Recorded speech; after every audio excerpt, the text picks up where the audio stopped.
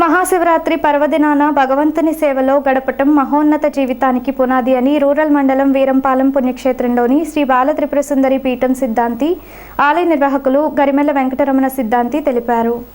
ఈ నెల 8న శివరాత్రి పురస్కరించుకొని ఆలయంలో జరుగుతున్న ఏర్పాట్లను, ఆలయ విశిష్టతను, శివరాత్రి విశిష్టతను గరిమెల్ల వెంకటరమణ సిద్ధాంతి సోమవారం బాల త్రిపుర సుందరి పీఠంలో ప్రెస్ మీట్ పెట్టి చెప్పారు.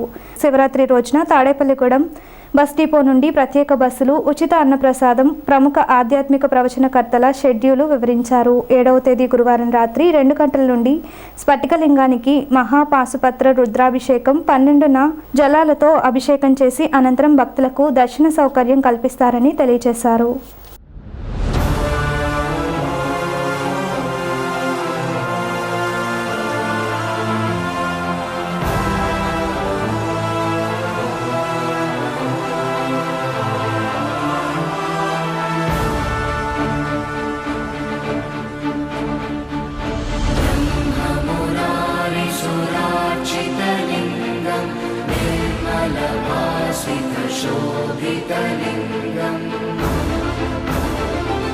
जन्मजदुःखविनाशकलिङ्गं प्रणमामि सदा शिवलिङ्गम्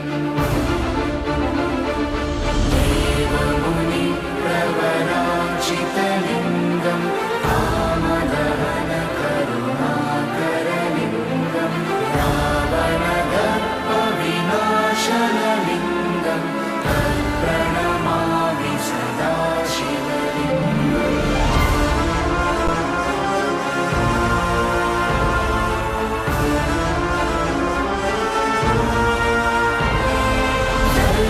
सुगन्धसुलेपितलिङ्गं बुद्धिविवर्धनकारणलिङ्गं सिद्धसुरासुरवन्दितलिङ्गं तत्प्रणमामि सदा शिवलिङ्गम् कनकमहामणिभूषितलिङ्गं मणिपतिवेष्टितशोभितलिङ्गं दक्षसुयज्ञविनाशनलिङ्गं तत्प्रणमामि सदा शिवलिङ्गम्. శివరాత్రి మహోత్సవాలకి అంకురారోపణ జరిగింది.